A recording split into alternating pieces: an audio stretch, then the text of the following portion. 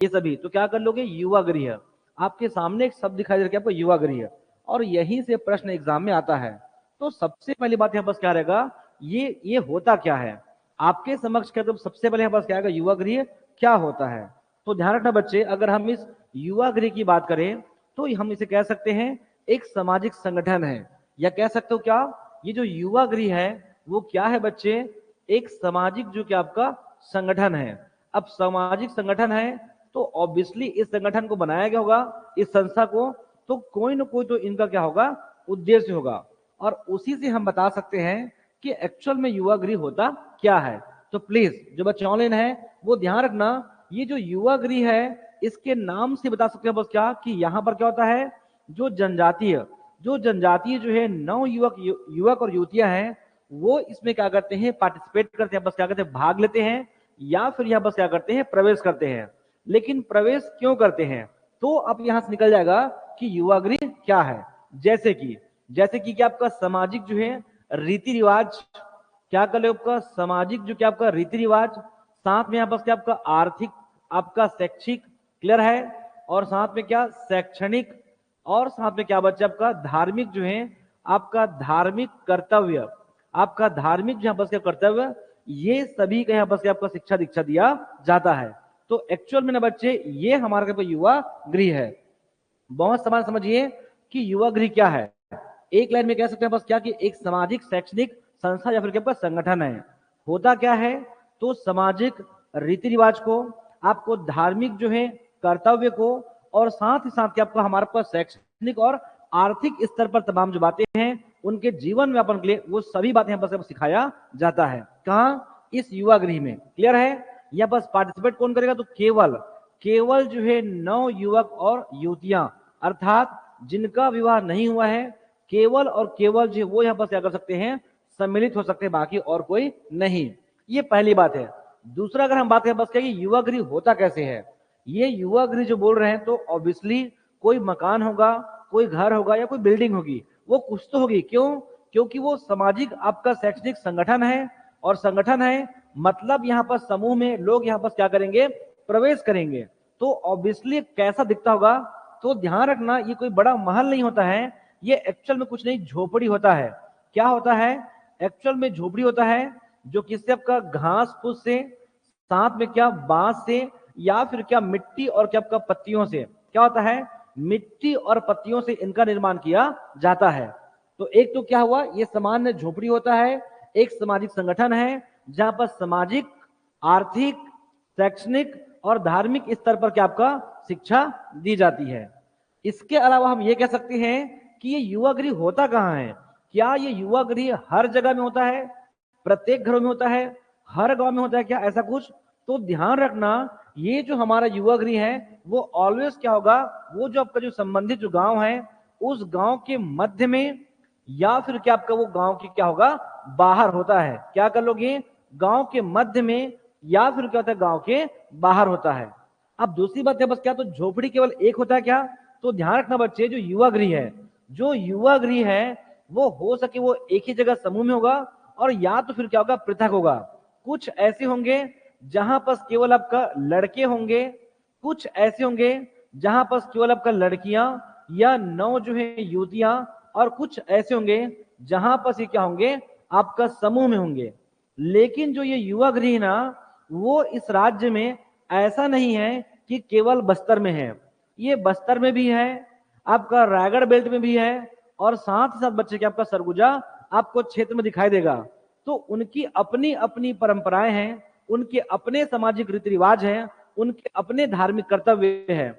उन आधारों पर आपको ये अलग अलग आपको दिखाई देगा। जैसे कि कुछ जगह हमने क्या बोला, एक गांव में एक ही युवा गृह, कुछ जगह पृथक पृथक दिखाई पड़ेगा, कुछ युवा गृह में आपका युवक युवतियां एक साथ सम्मिलित होंगे, कुछ ऐसे होंगे लड़कों के लिए अलग, लड़कियों के लिए अलग, और आपका लड़कों के लिए आपका एक साथ। कुछ युवा गृह में अगर देखें बस भाग कैसे लेते हैं, जब यहाँ पर शिक्षा ली जा रही है तो शिक्षा किस प्रकार से लेते हैं, ये भी हमारे सामने आपका प्रश्न है। मैं फिर से बता दूं कि इतनी सारी बातों को ना पढ़ के युवा गृह का जो बेसिक बातें हैं अगर आपको समझ में आता है तो आप आराम से कैसा भी प्रश्न पूछेगा वो आप बना लेंगे। और इसके बाद हम जितने भी फैक्ट है वो मैं आपको याद करा दूंगा बच्चे, प्लीज आप ऑनलाइन बने रहेंगे। इसके बहुत ही अलग अलग नाम मिलेंगे क्योंकि इनकी बोली अलग है, माड़ी बोली, गोड़ी बोली, लेकिन मेरा पूरा प्रयास होगा कि मैं आपको याद करा दूं। लेकिन आपको ये बेसिक बातें पता होना चाहिए। क्लियर है? तो मैंने क्या बोला, प्रवेश की बात करें। अगर हम इस युवा गृह में अगर सम्मेलन की बात करें तो कुछ जनजातियों में वो डिपेंड करता है कि जो मुखिया क्या कहते हैं। जैसे कि ये सभी युवा गृह में कई अलग अलग पदों पर क्या होंगे, प्रतिनिधि होंगे, उनके सदस्य होंगे, जो तय करते हैं बस किस प्रकार का कानून हो, किस प्रकार की सामाजिक व्यवस्था हो, वो सब कुछ तय करते हैं। और वहीं से निर्धारित होगा क्या कि जो युवा गृह है ना, एक्चुअल में बस क्या होगा कि जो हमारा जो कुछ ऐसे होंगे जनजाति में जो केवल एक दिनों के लिए, पूरे वर्ष भर में केवल एक दिन के लिए बस क्या आपको शिक्षा लेने आते हैं। और कुछ जनजाति ऐसे होंगे जैसे कि हमारा धुमकुरिया सरगुजा बेल्ट में जो धांगर महतो और जो धांगरीन है वो जो है नियम और कानून बनाते हैं कि आपको कब कब उस युवा गृह में शामिल होना है। ये सारे जो नियम कानूनों का जो प्रावधान है वो इस युवा गृह का मुखिया करता है। तो कुछ युवा गृह में साल भर में एक बार और कुछ जगह पर वर्ष भर में कई बार इस प्रकार का सम्मेलन होता है, या इस संगठन में लोग समूह में क्या होते हैं, शामिल होते हैं। आपको इतनी बातें को समझना है इनके बारे में, युवा गृह के बारे में। अब बात रहा कि युवा गृह जो है, तो ध्यान रखना ये युवा गृह केवल बस्तर में है, केवल रायगढ़ में है या केवल सरगुजा में, ऐसा नहीं है। ये जो युवा गृह है पूरे विश्व स्तर पर जहां जहां आपको जनजातियों का विस्तार दिखाई देगा, लगभग सभी जगह में इस प्रकार का सामाजिक शैक्षणिक संस्था को दिखाई देगा, या सीधा कहिए कि इस प्रकार का सामाजिक संगठन आपको दिखाई देगा। क्लियर है? सिमिलरली हमारा आपको जर्मनी में है जिसमें क्या बोलते हैं आपका जुगलिंग्स हाउस। आपको जर्मनी में जो इसी सामाजिक संगठन को बोलते हैं जुगलिम्स क्या बोलते हैं, हाउस बोलते हैं। और उसे ही छत्तीसगढ़ राज्य में हम क्या कहते हैं, युवा गृह कहते हैं। उसे ही हम बस्तर में क्या बोलेंगे, घोटुल कहेंगे। उसी जो है युवा गृह को मैं रायगढ़ में क्या बोलूंगा बच्चे, गीती ओना। ये मैंने पढ़ाया है, गीती ओना। और इसे ही हम उराव में खास सरगुजा बेल्ट में क्या बोलेंगे, आपका धुमकुरिया बोलेंगे। और ये प्रश्न पूछते हैं कि उराव में युवा गृह को क्या बोला जाता है। समझ में आपको? इतना आपको समझना है। तो ये हुआ युवा गृह के बारे में बेसिक जानकारी। लेकिन मैंने क्या बोला है कि यहाँ पर आपका समाज से संबंधित, यहाँ पर क्या आपका संस्कृति या उनकी परंपरा से संबंधित, साथ में आपका आर्थिक स्तर पर यहाँ पर क्या शैक्षणिक यहाँ पर क्या जानकारी, ये सबको देख के ऐसा लगता है कि ये जो है आपका जो आदिवासी जो है भाई बहनों के बच्चों को क्या करता है, परिपक्व बनाता है, उन्हें वो क्या करते हैं, मैच्योर करते हैं। तो ऑब्वियसली यहां से मैं प्रश्न पूछूं कि सामाजिक स्तर पर, सांस्कृतिक स्तर पर, धार्मिक स्तर पर इतनी सारी शिक्षा जो दी जा रही है तो किसको देंगे? क्या 4-5 साल के बच्चों को देंगे? क्या 6 साल के बच्चों को देंगे? तो इतनी बड़ी जो भारी भरकम जो बातें हम कर रहे हैं ये सभी एक सामान्य बच्चा को तो नहीं देंगे। तो कम से कम ध्यान रखना जो न्यूनतम जो इनकी आयु है वो कम से कम क्या बच्चे 9 से 10 वर्ष। एकदम क्लियर है बस क्या कि 9 से 10 वर्ष। इसी प्रकार से जो मैं युवा गृह की बात कर रहा हूं जिसमें जो सम्मेलन की बात कर रहे हैं, ये कम से कम 3 स्तरों में आपको सदस्य दिखाई पड़ेगा। एक यहाँ बस क्या रहेगा आपका, एक हमारा आपका कनिष्ठ रहेगा, एक आपका मध्यम, और एक यहाँ बस क्या आपका वरिष्ठ आपका सदस्य। लेकिन इस बात को समझिए कि ये सामाजिक, ये धार्मिक स्तर पे जो शिक्षाएं देंगे वो कम से कम एक परिपक्व बच्चों को मिलेगा। और ध्यान रखना क्या रहेगा, कम से कम क्या आपका 9 से 10 वर्ष। और क्या रहेगा, सामान्यतः 18 वर्ष से अधिक को हम क्या करते हैं, मुख्य सदस्य के तौर पर क्या करते हैं, स्वीकार करते हैं। क्लियर है? इस बात को समझेंगे।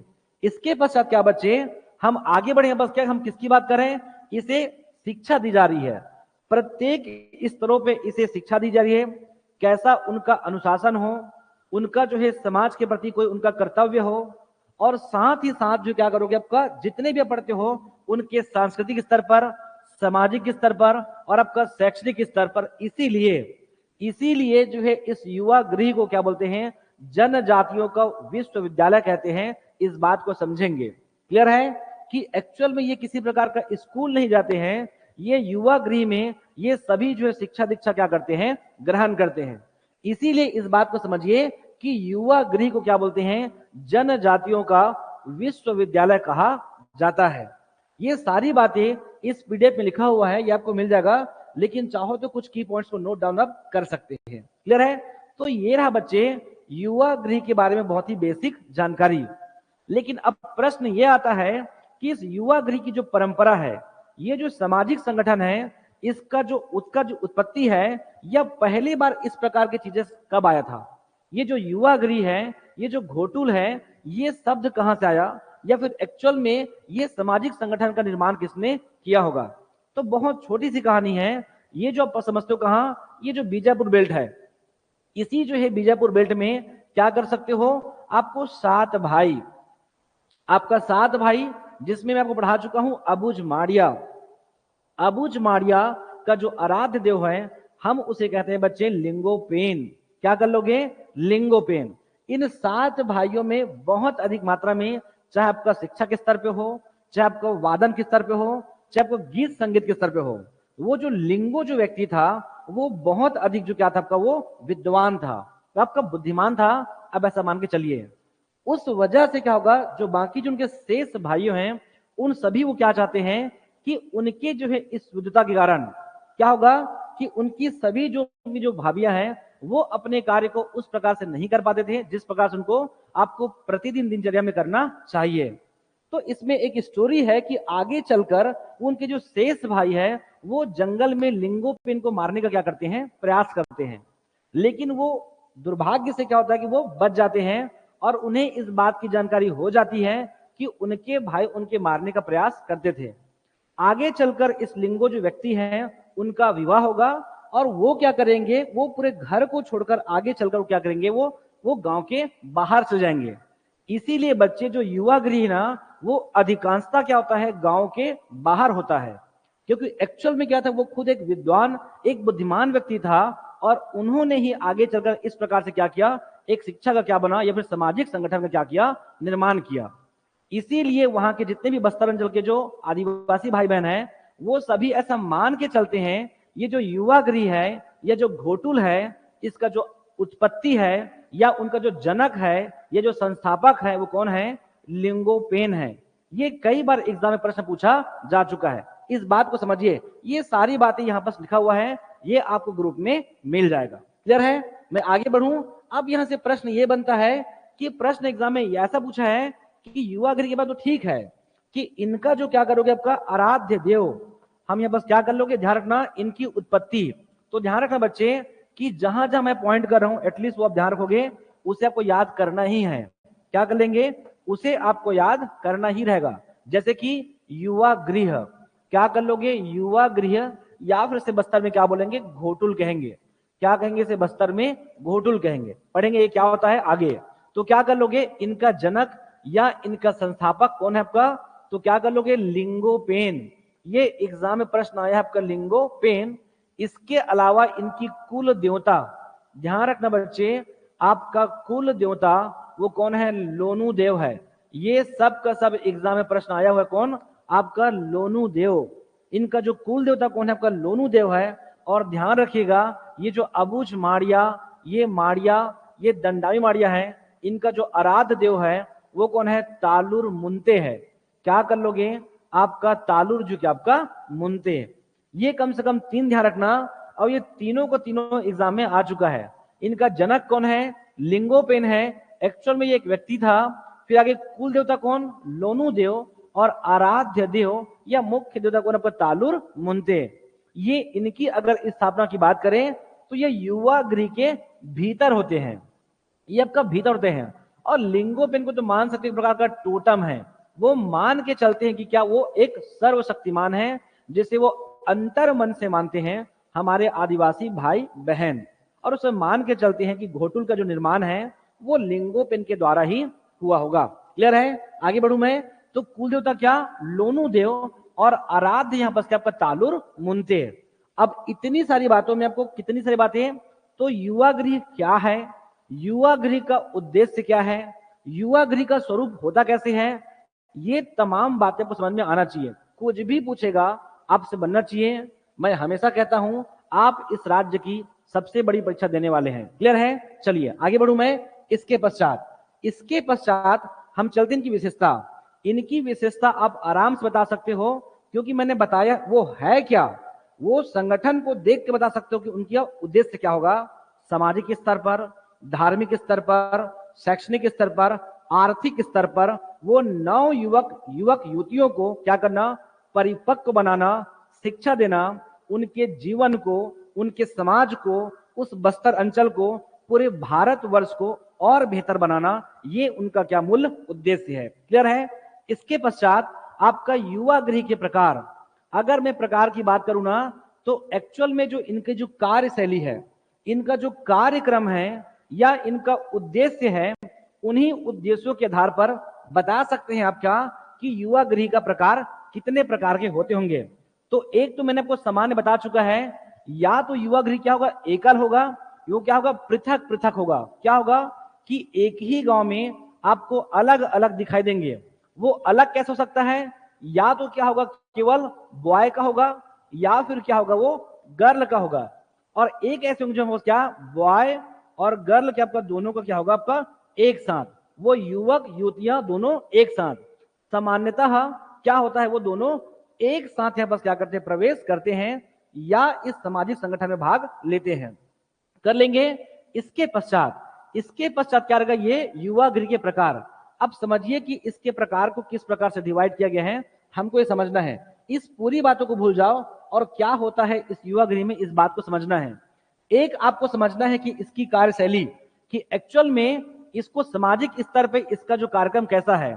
तो एक ऐसा था बच्चे क्या कि वो जैसे कि अबूझ माड़िया है, ये जो अबूझ माड़िया बेल्ट है ना, नारायणपुर बेल्ट में, वहां पर क्या करते हैं कि वो शाम में जाएंगे, वो क्या करेंगे, लगभग आपका सायं काल में यहाँ पर क्या पहुंचेंगे और रात्रि कालीन के पहले क्या जो वापस वो आ जाएंगे। क्लियर है। वो क्या करेंगे, अबूझ माड़िया या मुड़िया में यहाँ पर क्या होगा कि वो जाते हैं और रात्रि कालीन के पहले क्या कहते हैं, वापस वो आ जाते हैं।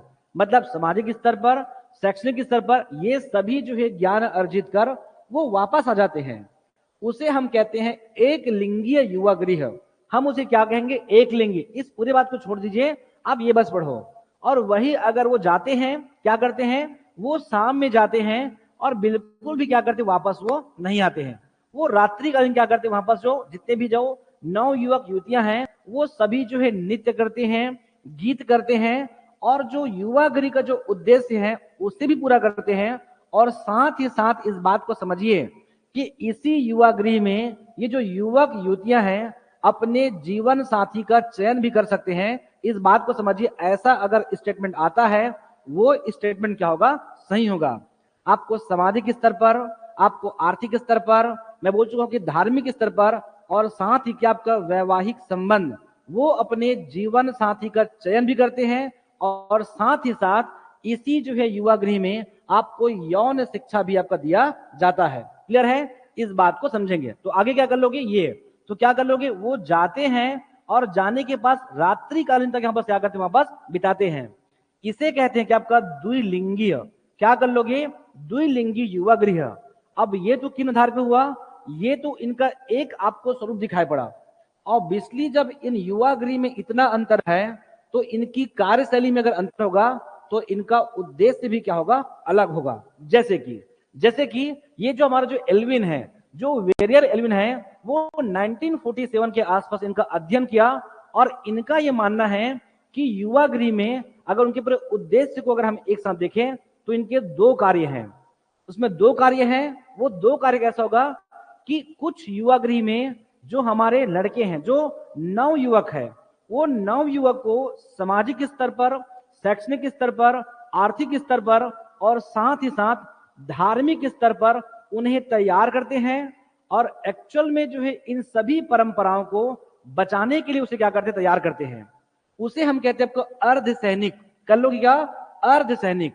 इस बात को समझिए, एक ये हुआ, एक ऐसे हैं जिन्हें केवल जो है इन सभी जो है सामाजिक और सांस्कृतिक परंपरा को बचाने का दायित्व दिया जाता है। और एक ऐसे होंगे जिसे जो क्या करेंगे, कृषि के माध्यम से, शिकार के माध्यम से, खेल के माध्यम से उनकी सामाजिक और धार्मिक गतिविधियां क्या होती है इस बात को समझा जाएगा। उसे हम क्या कहेंगे, आपका द्विलिंगीय। इसी में आपको साथ साथ क्या दिखाई पड़ेगा, आपको यौन संबंध या फिर यौन शिक्षा यहाँ पर दी जाती है। या कह सकते हो कि उनका वैवाहिक संबंध, उनका भविष्य का जीवनयापन कैसा हो, ये तमाम शिक्षाएं कहा देते हैं, इसी जो कि आपका द्विलिंगी में।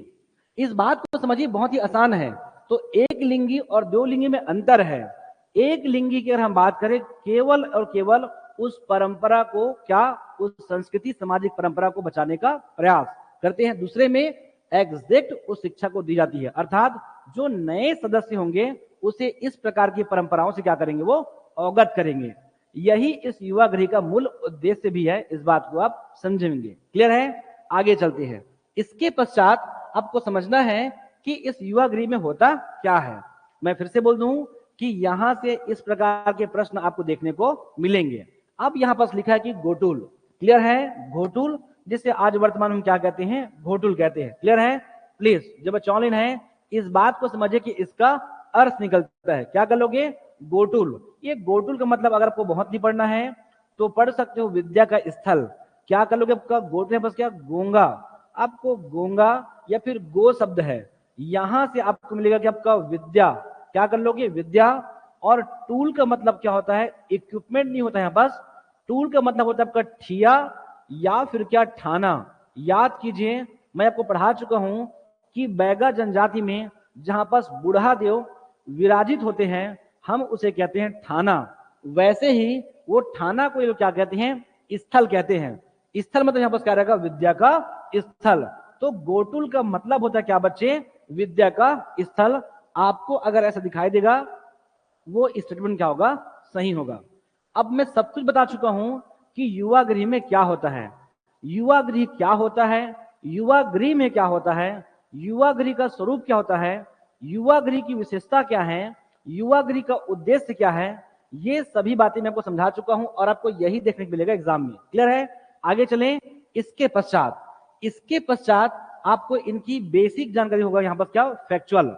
जैसे कि ये फैक्ट रहेगा, क्या रहेगा इनका उद्देश्य, मैं बता चुका हूं क्या उनका उद्देश्य है। आपका घोटुल की पद्धति क्या कर लोगे, मैं बता चुका कि युवक युवतियां वर्ष में एक बार प्रवेश करते हैं, लेकिन ध्यान रखना अलग अलग युवा गृह में उनकी अलग अलग जो उनकी सामाजिक जो क्या उनकी व्यवस्था है, इस बात को समझिए। मतलब दोनों की कार्यशैली क्या होगी, अलग अलग होगी। कर लेंगे? एकदम क्लियर रहिए कि विवाहित महिला और पुरुष को यहां बिल्कुल भी प्रवेश नहीं मिलता है, इस बात को ध्यान रखेंगे। ये सारी बात लिखा है जो मैं बोल रहा हूं। क्लियर है? चलिए अब आगे करोगे, बस क्या, नेक्स्ट क्या कर लोगे, आप इसको समझना है कि जो हम बार बार बोल रहे हैं कि युवक या युवती, क्या इसे युवक और युवती बोलते हैं, तो नहीं, ऐसा बिल्कुल नहीं है। तो यहां पास लिखा है क्या, चेलिक। क्या कर लोगे बच्चे, जो युवक है उसे कहते हैं चेलिक, और जो लड़कियां हैं, जो नव युवतियां हैं, उसे बोलते हैं बच्चे मोटियारिन। तो जो सदस्य होते हैं ना, जैसे कि पंच होता है, सरपंच होता है, जनपद पंचायत सदस्य होता है, वैसे ही ये लोग क्या बोलते हैं, जो नव युवक हैं उसे चेलिक कहते हैं, और जो लड़कियां हैं उसे क्या बोलते हैं, मोटियारिन कहते हैं। ये बहुत बड़ी बात नहीं है। छत्तीसगढ़ राज्य में जितनी भी माता बहनें हैं, वो सभी जो है लड़कियों को एक उपहास के तौर पे या कभी कभी बुलाने के लिए ऐसा संबोधन करते हैं, मोटियारिन या मोटकी या मोटी, इस प्रकार के शब्द यूज करते हैं। बहुत क्लियर रहिए कि जो मोटियारिन है, जो मोटियारिन शब्द है वो लड़कियों के लिए है, और चेला, बहुत क्लियर रहिए, आप अपने कल्चर से भाग नहीं सकते। क्लियर है? तो क्या करोगे, चेलिक। हम जब भी हम किसी लड़के की बात करते हैं तो वो उसका दोस्त है, वो उसका चेला है। ये केवल और केवल ऐसा संबोधन हम लड़कों के लिए करते हैं, ना कि लड़कियों के लिए। एकदम क्लियर रहो, ये हमारे से बात करते हैं क्या, कि जो बॉय है, जो बॉय है वो चेलिक होता है, जबकि जो गर्ल है वो क्या होता है, आपका मोटियारिन होता है। और 100% ये तो सदस्य हैं। अब इतनी बड़ी सामाजिक संगठन को चलाने के लिए हमको अध्यक्ष चाहिए, वहां का मैनेजर चाहिए, जो उसे क्या करता हो, ऑपरेट करता हो। प्लीज जो बच्चे ऑनलाइन है, इस बात को समझिए। हो सके आपको एग्जाम में ये ना मिले, ये जो मोटियारिन शब्द अगर आपको ना मिले तो ध्यान रखना, बेलोआ, आपका दूलोआ, ये आपको दिखाई दे सकता है। कर लोगे? तो क्या मोटियारिन, आपका बेलोआ या फिर आपको दूलोआ दिखाई देगा। और ध्यान रखना, ये सभी सदस्य है, ये सभी सदस्य हैं, तो 100% इनका कोई ना कोई तो मुखिया होगा। क्यों? तो कोई ना कोई मुखिया कोई और नहीं है, सरदार। आप क्या बोलते हो मुखिया को? प्रधान। क्या बोलते हो? मुखिया या सरपंच। आपका सरपंच क्या बोलते हो? प्रधान। आपका गौटिया। इसी में ऐसा कह सकते हो कि सरदार। क्या आपका सरदार, या उसे सरदार नहीं बोलते हैं, क्या बोलते हैं? सिरेदार। क्या कर सकते हो? सिरेदार। कभी ध्यान दिए हो कि कई लोग राजा को राजा नहीं कहते हैं, क्या बोलते हैं? सरदार। ऐसा बोलते हैं सहिंसा, सरदार। तो बहुत क्लियर है ये जो लड़का है, ये जितना भी बॉय है, ये जो बॉय है, इनके मुखिया को क्या बोलते हैं? सिरदार कहते हैं, ना कि सरदार कहते हैं। क्लियर है? इसके पश्चात ये जो मोटियारिन है, ये जो मोटियारिन है, ये जो बेलवा है, इसके मुखिया को बोलते हैं बेलोसा। ये आगे और लिखा है, लेकिन आपको मैं कहना ये चाह रहा हूं कि आप एक भी रटेंगे नहीं। क्या करोगे? चेलिक, तो चेला से बॉय, आपका मोटियारिन या बस क्या गर्ल, और लड़कों का मुखिया को बोलते हैं सरदार। कभी आपने सुना है कि लड़की को बोले कि आप सरदार हो, आप मुखिया हो? रेयर। क्या केवल और केवल इस प्रकार का संबोधन लड़कों के लिए करते हैं। तो ध्यान रखना, लड़का का मुखिया सिरदार कहलाएगा, तो लड़कियों की जो मुखिया है वो क्या कहलाएगी आपका? ये ध्यान रखना, बेलोसा। इसमें से कोई भी ऐसी बात नहीं है जो आज तक एग्जाम में ना आया हो। ये सब का सब एग्जाम में पूछा जा चुका है, लेकिन हम आगे और करेंगे। कर लोगे? इसके पश्चात तो ध्यान रखना, हाँ एक और चीज है कि जितने भी जो रूल्स है, जितने भी जो कानून है, जो प्रावधान जो करेंगे, वो सब कुछ कौन करेंगे? ये मुखिया लोग करेंगे। कौन? ये जो सिरदार है, ये जो बेलूसा है, ये जितने भी नियम कानून है, वो सब कुछ यही तय करेंगे कि वैसा उनका खान पान कैसा हो, उनकी वेशभूषा कैसा हो, उनके अंदर में किस प्रकार का अनुशासन हो, ये सब कुछ तय कौन करेगा? ये सिरेदार, और साथ में क्या हमारा का ये बेलोसा। कर लेंगे? चलिए, इसके पश्चात आप ध्यान रखेंगे मुंशी और कोटवार। तो समझिए मुंशी और कोटवार ये क्या करता है। अगर डिटेल में पढ़ेंगे ना, तो कितने बच्चे आ रहे हैं, कितने सदस्य आ रहे हैं, नहीं आ रहे हैं, उनका अनुशासन कैसा है, ये सब कुछ कौन करेगा? आपका कोटवार या फिर क्या? मुंशी। आपको दोनों मिलेगा, आपको कोटवार और कोटवारिन। पूरे बॉय को कोटवार और पूरे गर्ल को कौन करेगा? आपका कोटवारिन। ये जो है इनका क्या करेंगे? संचालन करेंगे। लेकिन जो नीतियां हैं वो बनाएगा सिरदार, और कौन? हमारा आपका बेलोसा। इस बात को आप समझेंगे। क्लियर है? इसके पश्चात हमको आगे देखना है। इस समय नृत्य होता है। इस बात को समझिए बच्चे, दोनों एग्जाम में प्रश्न आया है कि जब ये युवा गृह में जब नाच गान होता है, नृत्य होता है, गीत संगीत होता है, तो क्या यहाँ पर वो किसी प्रकार से और अलग कोई कार्यक्रम करते हैं? तो इस बात को समझिए, जो पूरे बस्तर क्षेत्र में फेमस है कौन? हमारा मांदर नृत्य। क्या कर लोगे? मांदर जो आपका मांदरी जो है नृत्य जो है वो, ये प्रश्न पूछा है कि घोटुल में किस प्रकार का वाद्य यंत्र, आपका घोटुल में किस प्रकार का नृत्य, ये यंत्र भी पूछा है, और साथ ही साथ क्या? नृत्य को। एकदम क्लियर है, ये पूरे जो बस्तर क्षेत्र में वेरी फेमस क्या? आपका मांदरी नृत्य। पता है यही जो मांदर नृत्य है, ये जो मांदर जो वाद्य यंत्र है, वो कब करेंगे? बस्तर का दशहरा में। जो बस्तर का दशहरा है, उसका जो भीतर रैनी जो कार्यक्रम है, जो भीतर रैनी रस्म है विजयादशमी में, उसमें भी यही वाद्य यंत्र और ये नृत्य होता है। तो ध्यान रखना बच्चे, यहां भी कहा? इस घोटुल में। लेकिन आपको और समझना है क्या? मांदर के साथ में, ये मांदर एग्जाम में आ चुका है। साथ में क्या बच्चे? मंजीरा। क्या कर लोगे? मांदर का थाप, मंजीरा का झंकार और तोड़ी का नाद। क्या कर लोगे? आपका तोड़ी। ये कम से कम तीनों को ध्यान रखना है। लेकिन एग्जाम में आया है मांदर, ये दो अभी आना बाकी है। तो मुख्यतः मांदर वाद्यंत्र और क्या? मंजीरा का झंकार और तोड़ी का नाद और आपका मांदर का थाप, ये तीन वाद्यंत्र इस मांदरी नृत्य में किया जाता है। इस बात को आप क्या करेंगे? अब समझेंगे। कर लेंगे? इतना आपको ध्यान रखना है। अब इसके पश्चात मैं आगे बढ़ता हूं क्या?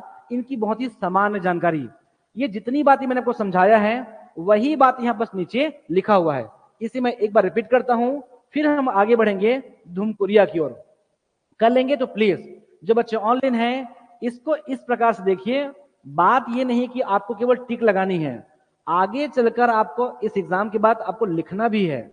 ये हम तभी लिख पाएंगे जब इसको हम समझ पाएंगे, और समझ पाएंगे तब हम क्या कर पाएंगे, इसको लिख पाएंगे। तो प्लीज इसे इस प्रकार से देखने का प्रयास कीजिए। क्या कर लोगे, संस्थापक मैं बता चुका हूं लिंगोपेन, आपका कुल देवता लोनु देव, और जो आराध्य देवता कौन आपका तालुर मुंते, ये तीनों का तीनों एग्जाम में आ चुका है। अब हम आगे बढ़ते हैं, क्या रहेगा, जनजाति। मैं तो बोल चुका हूं अबुझ माड़िया, माड़िया, मुड़िया, ये सभी जनजाति में, इवन गोड़ में भी, ये सब ध्यान रखना। इसे क्या बोलते हैं, आपका घोटुल कहते हैं। इस बात को समझिए। आगे बढ़ू मैं, इसके बाद क्या, मांदरी। ये मैं पहले बोल चुका हूं कि मांदरी नृत्य, साथ में क्या, हुल्की पाटा और कक्सार, ये सब कुछ पढ़ाऊंगा मैं अगला क्लास में। क्लियर है आपको, मांदरी, हुल्की पाटा, कक्सार, कम से कम इतना ध्यान रखो, ये मोरिया जनजाति का नृत्य है, और ये सभी नृत्य युवा गृह में भी किया जाता है। कर लेंगे। इसके बाद क्या रहेगा, पटेल। अब हम लोग किसकी बात किए थे कि जो हमारा आपको आपका आपका जो नवयुवक कौन होंगे, नव युवतिया कौन होंगे, और उनका अध्यक्ष कौन होगा या उसका मुखिया कौन होगा। जबकि अगर मैं पूरा इस युवा गृह की बात करूं ना, तो उसके मुखिया को बोलते हैं कि आपका पटेल। तो क्या कर लोगे, ये गोटुल का जो वरिष्ठ सदस्य है, हम इसे क्या कहते हैं, पटेल कहते हैं। ये कोई बड़ी बात है क्या, समझिए। मैंने बच्चे आप लोगों को पढ़ाया था अबुझ माड़िया, पता है, जब मैं आप लोगों को पढ़ाया था अबुझ माड़िया, तो मैं कहता था क्या, कि गांव का जो प्रमुख है वो क्या होगा, जो गांव का जो प्रमुख है वो क्या कराता है, पटेल। जबकि क्या रहेगा, जातीय पंचायत। मैं फिर से बोल रहा हूं कि ये सब प्रश्न एग्जाम में आता है। जातीय पंचायत का जो मुखिया है, हम उसे क्या कहते हैं बच्चे, माझी कहते हैं। माझी का मतलब ही होता है मुखिया। कर लेंगे। तो इस बात को समझिए। अब यहां पर क्या बोल रहा है, गांव का प्रमुख। पता है जो गांव का मुखिया होगा ना, हो सके तो क्या होगा, वो गोटुल का भी क्या होता है, मुखिया होता है। जिस प्रकार से गांव का सरपंच होता है, एक प्रकार से पूरे गांव को कौन, आपको सरपंच के माध्यम से ही क्या करते हैं, संचालित करते हैं, ग्राम सभा को छोड़कर। सिमिलरली ऐसा मानो, बस ऐसा मान लो कि यही पटेल क्या करेगा, उस पूरे जो गोटुल को क्या करेंगे, वो संचालित करेंगे। इस बात को समझिए। आगे बढ़ू मैं। इसके पश्चात क्या करोगे, नेक्स्ट क्या करोगे, कोटवार। मैं पढ़ा चुका हूं कि सहयोगी, वहां किस प्रकार की व्यवस्था हो, वहां बस अनुशासन बना रहे, वो कितने बच्चे आ रहे हैं, कितने बच्चे नहीं आ रहे हैं, ये सभी का मूल्यांकन कौन करता है, कोटवार। और कौन करेगा, कोटवारिन करेंगे। ऐसा ही काम लगभग किस्म होता है हमारा पंचायत में भी होता है, सामान्य पंचायतों में। कर लेंगे। इसके बाद क्या करोगे, मुसवान, और आपका झरिया, और कोटवार, और चालकी। ये तीन बातें हैं, ये तीन आज तक एग्जाम में आया नहीं है, तो हो सके भविष्य में आ जाए। क्लियर है। तो ये सब रटोगे नहीं, आप इसको बहुत बेसिक समझिए कि साज सज्जा या सफाई करने वाला। पता है जब हम सफाई करते हैं, और सफाई करते समय हम अपने हाथों से जिस प्रकार की क्रिया करते हैं, उसे छत्तीसगढ़ी में कहते हैं झर्राना। क्लियर है।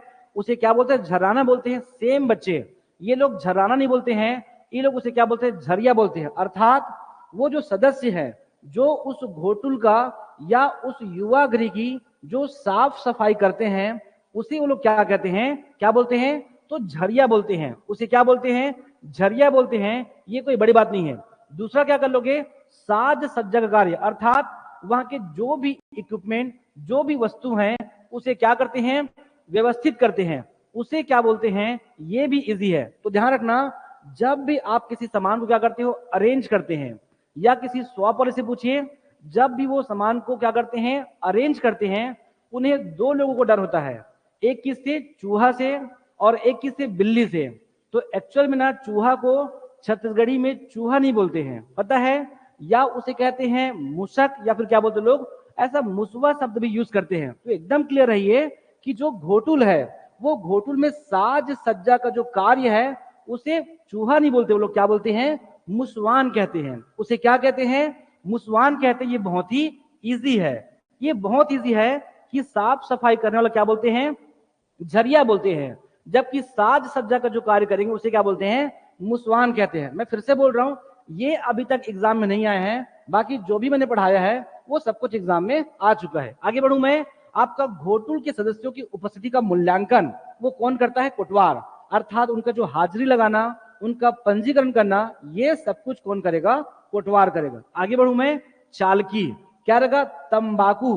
ये जो तंबाकू बांटने वाले सदस्य हैं, उसे क्या बोलते हैं, चालकी कहते हैं। कभी ध्यान दिया हो कि हम लोग क्या बोलते हैं, जितने भी लोग तंबाकू खाते हैं या किसी भी प्रकार का क्या करते हैं, ये गुटखा का सेवन करते हैं, वो कभी भी खुलेआम क्या करते हैं, उनका सेवन नहीं करते हैं। बहुत ही चालाकी से, बहुत ही चुपके से क्या करते हैं, उनका सेवन करते हैं।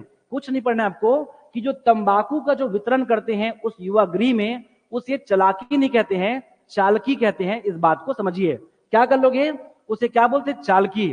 तो तंबाकू का वितरण करने वाला चालकी कहलाता है। झरिया, साफ सफाई और साज सज्जा क्या कहलाता है, मुसवान कहलाता है। मैं फिर से कह रहा हूं, मैं कभी भी किसी कंटेंट को याद करने नहीं कहता हूं। ये बहुत ही बेसिक अंडरस्टैंडिंग है। जो आपके आसपास जो घटनाएं होते हैं उससे उसे क्या करिए, जोड़ने का प्रयास कीजिए। क्लियर है? आगे बढ़ू मैं। इसके पश्चात ध्यान रखना, ये जितने भी मैं सदस्य की बात करता हूं, ये जो बालक बालिकाएं क्या कर लोगे, ये जो बालक बालिकाएं हैं, इसमें जो भाग लेती है, वो जो भाग लेती है वो कम से कम उनकी न्यूनतम आयु क्या होगी, 8 से 10 वर्ष। मैं पहले ही बोल चुका हूं कि 4-5 साल के बच्चों को आपका सामाजिक, धार्मिक और आर्थिक स्तर पे इस प्रकार के जो आपको जो अंडरस्टैंडिंग है देना बहुत ही मुश्किल है।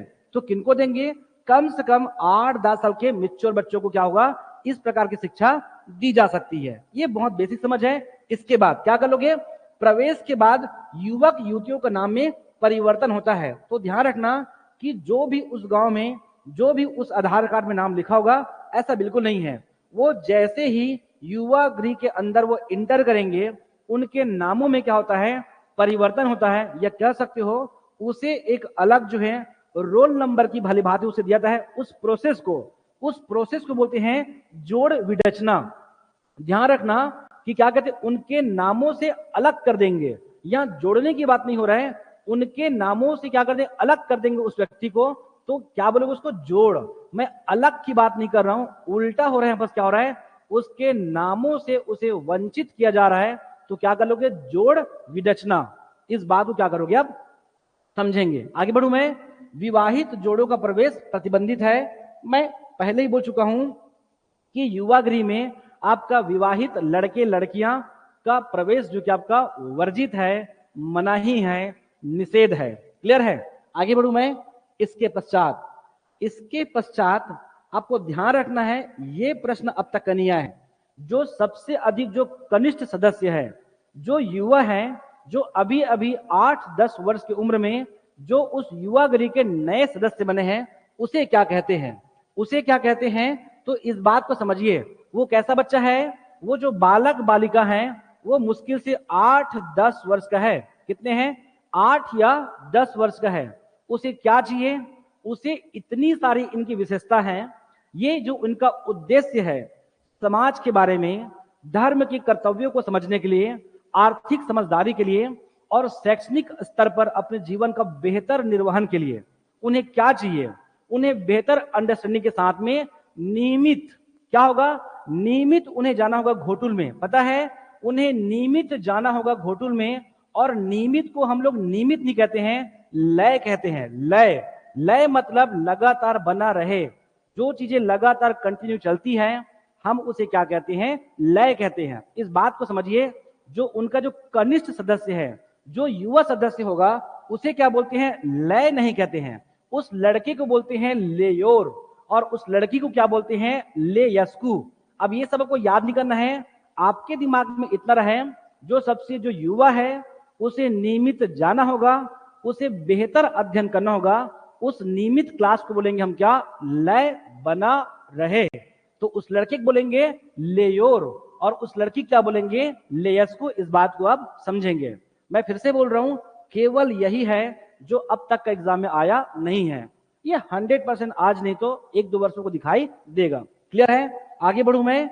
इसके पश्चात आपको ध्यान रखना बच्चे, क्या, ये पर्व, ये जो पर्व है ना, इसे केवल नाम सुनो। मैं आगे चल के ये पूरा पर्व पढ़ाऊंगा जनजाति में। क्यों?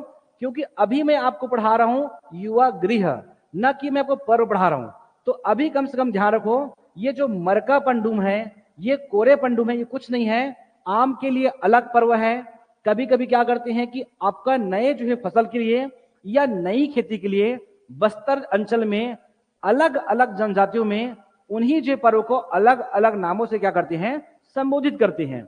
तो तो ध्यान रखना बच्चे, ये कम से कम इतना ध्यान रखो कि कारा, कोरे, मरका और इराऊ पंडुम। पंडुम का मतलब होता है त्योहार या फिर क्या होता है, पर्व होता है। क्लियर है? तो ये सभी पर्वों को क्या करते हैं, लगभग उस युवा गृह के आसपास क्या करते हैं, मनाते हैं उन्हीं कार्यकाल में। इतना ध्यान रखो, ये पूरे पर्व में समझाऊंगा अगले क्लास में। क्लियर है? अब आगे ध्यान रखिए यहाँ पर इसके बारे में। और तो क्या होगा, घोटुल के अतिथि। ये ध्यान रखना बच्चे, ये इसमें क्या क्या पढ़ा चुका हूं, आपको पढ़ा चुका हूं क्या, जादू टोना।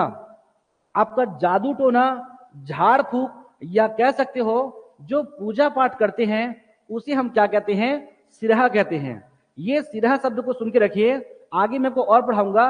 बस्तर का दशहरा में, बस्तर का दशहरा में माँ जो है दंतेश्वरी के लिए 9 दिनों तक आपका बगैर जो है खाना, आपका पानी पिए हुए जो उपवास रहते हैं, उस व्यक्ति को, उस युवा लड़के को क्या बोलते हैं, एक्चुअल में सिरहा कहते हैं। तो ध्यान रखना बच्चे, वो जादू टोना, झाड़ फूक, या कह सकते हो जो तंत्र मंत्र के जो जानकार होते हैं उसे वो क्या कहते हैं, सिरहा कहते हैं। ऐसा क्यों, इस बात को समझिए कि इस युवा गृह में ना सामाजिक स्तर पर, शैक्षणिक स्तर पर, आर्थिक स्तर पर, इवन यौन शिक्षा, और साथ ही साथ ध्यान रखिएगा कि क्या रहेगा, जादू टोना, मतलब जादुई चमत्कार से संबंधित भी आपको शिक्षा दी जाती है।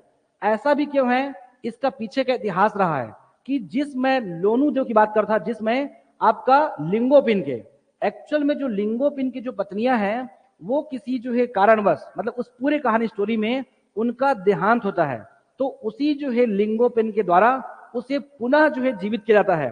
तो आप कह सकते हो कि जो जो प्रक्रियाएं, जो परिस्थितियां उस समय आपको दिखाई देता था, लगभग उसकी जो छाप है वो आज के इस युवा गृह में आपको दिखाई देगा, कह सकते हैं। तो इसके पश्चात क्या कर लोगे, ये पद अब आपको समझना ये है कि ग्राम का मुखिया को क्या बोलते हैं। तो क्या कर लोगे, ग्राम का ध्यान रखना, घोटुल का जो मुखिया है उसे हम क्या बोलते हैं, पटेल कहते हैं। लड़कों का जो मुखिया है उसे हम कहेंगे सिरदार। आपको लड़कियों का जो मुखिया है हम उसे कहते हैं बेलोसा। ये पूरे को जो मैनेज करते हैं उसे कहते हैं कोटवार और क्या, मुंशी। वैसे ही जो जातीय पंचायत का जो मुखिया है, इस बात को समझिए, क्या बोलते हैं, पंचतौर कहते हैं। क्या बोलते हैं, जातीय पंचायत का जो मुखिया है उसे पंचतौर कहते हैं। इतना मत याद कीजिए, आप इतना जानते हो कि पंचायत के मुखिया क्या कहते हैं, सरपंच कहते हैं, लेकिन यहाँ पर सरपंच नहीं कहते हैं, ये लोग क्या बोलते हैं बच्चे, पंचतौर कहते हैं। ये क्लियर है? ये दूसरा क्या, जो गोटुल के साथी है, एक्चुअल में अभी तो हम सदस्यों की बात की है, अगर उन सदस्यों में दोस्ती हुई है या वो आसपास निकट में बैठे हुए हैं तो उसे हम कह रहे सदस्य, वो नहीं कहेंगे सदस्य, वो तो बोलेंगे सखा, दोस्त, यार, चेलिक, सहेली, ऐसा शब्दों को क्या करेंगे, वो आपका संबोधन करेंगे। तो जो जातीय पंचायत का मुखिया के साथ गोटुल का जो साथी है उसे क्या कहते हैं, उसे क्या बोलते हैं, साथी नहीं कहते हैं, साई जो है गुली कहते हैं।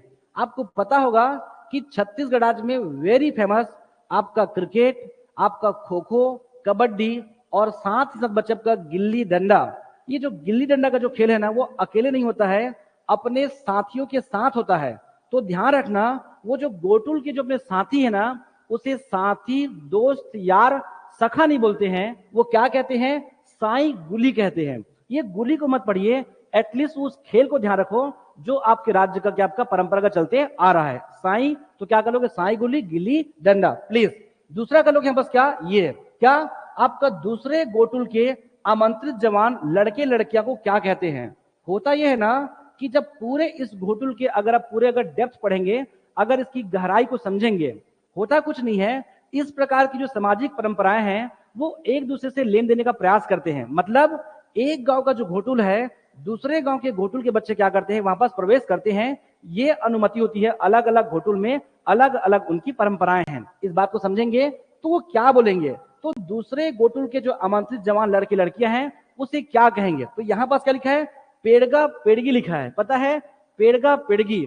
हमारे यहाँ छत्तीसगढ़ी में एक कहावत है, अगर कोई बच्चा या अगर कोई व्यक्ति या महिला अगर वो परिपक्व ना हो, हमें ऐसा लगे कि हम ज्यादा बुद्धिमान हैं और वो अगर नहीं है, तो हम उसे एड़गा बेड़गी नहीं बोलते, उसको बोलते हैं लेड़गा और लेड़गी शब्द। मैं फिर से कह रहा हूं, ये मेंस में लिखना होगा, अपने कल्चर को समझोगे तो जाके आप आगे जाकर लिख पाएंगे। इस बात को समझिए तो क्या कर लोगे, आपका पेड़गा और पेड़गी, जबकि हम ऐसा मान के चलते हैं, ये कभी कभी हम अपने गांवों से अपने देश से प्यार करते हैं, लेकिन किसी और को क्या करते हैं, कमतर मारने का ऐसा प्रयास करते हैं। ये मानव का स्वभाव है। क्लियर है। उसी में ध्यान रखना क्या कि दूसरे गोकुल के जो सदस्य हैं ना, जो साथी हैं, उसे ये साथी नहीं कहते हैं, उसे क्या बोलते हैं, पेड़गा पेड़गी।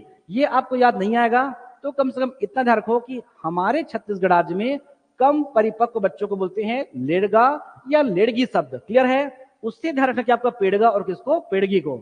मैं फिर से कह देता हूं कि आपको एक भी बात पढ़ने को सकता नहीं है। इस शब्दों को देखिए और इस शब्दों को समाज से जोड़ने का क्या करिए, प्रयास कीजिए। आगे बढ़ू मैं। इसके बाद क्या कर लोगे, दूसरे परगना की मुखिया क्या बोलते हैं, अपरगा, आपका अपरगना मांझी कहते हैं। इसे नहीं करोगे और चाहो तो कर सकते हो कि वह बस परगना का भी क्या होता है, मुखिया होता है, जिसे क्या बोलते हैं, अपरगना मांझी। ये तो आप बता ही देंगे कि उसके नाम पे है तो जान ही जाओगे। क्लियर है। इसके बाद क्या कर लोगे, जादू टोना का सिरहा बोलते हैं। अब यहां बस क्या, गांव का जो उप प्रमुख है, गांव का उप प्रमुख है, अब ध्यान दिए हो, गांव में आपको दिखाई देता है कौन, पंच और सरपंच। और उन्हीं जो है पंचों में से क्या होता है, उप सरपंच क्या होता है, आपका चुनाव होता है। एकदम क्लियर रहिए कि जो जाति पंचायत का जो मुखिया है उसका नाम किस पे आएगा, पंच के नाम पे आएगा। क्या, आपका सरपंच पे। तो क्या कर लोगे, पंच तौर। जब मैं उप प्रमुख की बात करूंगा तो ऐसा मानो बस कि जो उप प्रमुख कोई और नहीं होता है, वही पंच आगे जाके क्या बनेगा, उप सरपंच। यहां बस उप सरपंच नहीं है, उस पंच से याद रखो, यहाँ क्या पद, उस उप प्रमुख को क्या बोलते हैं, पद कहते हैं। इस बात को आप समझेंगे। आगे बढ़ू मैं। और गांव का जो प्रमुख को क्या बोलते हैं, बस क्या बोलते हैं, गायता कहते हैं। ऐसा आपको ध्यान रखना है। आगे बढ़ू मैं। इसके पश्चात आपको ध्यान रखना है, इसके बारे में और अगर कोई तथ्य तो कर लोगे। ये आपका नेक्स्ट क्या कर लोगे, अगला, खटिया को क्या बोलते हैं, तो लोग क्या बोलते हैं, कटकुल कहते हैं। ये प्लीज इसे कम से कम एक दो बार भी रीड मारोगे ना, आपको याद हो जाएगा। मैं पहले बोल चुका हूं कि तंबाकू का वितरण करने वाला क्या कहलाएगा, चालाकी नहीं कहलाएगा, चालकी। अगला है बस क्या रहेगा, सफाई का कार्य करने वाला क्या कहलाएगा, झरिया। मात्र आपको दो याद करना है, क्या कर लोगे, वो खटिया को क्या कहते हैं, तो क्या आपका कटकुल, और एक प्रकार का झाड़ू क्या बोलते हैं, खरहरा। एक्चुअल में आप भी ऐसा ही कहते हो, जो झाड़ू है जो आपका छीन की पत्तियों से बनता है या कुछ लकड़ियों से, उसे आप क्या बोलते हो, खरहरा बोलते हो। ये लोग भी लगभग वैसे ही कहते हैं, क्या, खरहरा कर लेंगे। और अगला क्या, सफाई वाला क्या, आपका झरिया। और तंबाकू के डिबिया को क्या बोलते हैं, गुदे गोर कहते हैं। मुझे नहीं पता एग्जाम में आएगा नहीं आएगा, लेकिन आप छोड़ नहीं सकते। क्या कर लोगे, तंबाकू का वितरण को बोलते हैं क्या, आपको चालकी, लेकिन तंबाकू को डिबिया को लोग क्या बोलते हैं, गुदे गोर कहते हैं। क्लियर है। ये जो है हमारे जनजाति भाई बहनों के द्वारा ऐसा शब्दों का प्रयोग किया जाता है। कर लेंगे, इतना आपको ध्यान रखना है। क्लियर है। तो ये रहा छत्तीसगढ़ राज्य में क्या आपका युवा गृह।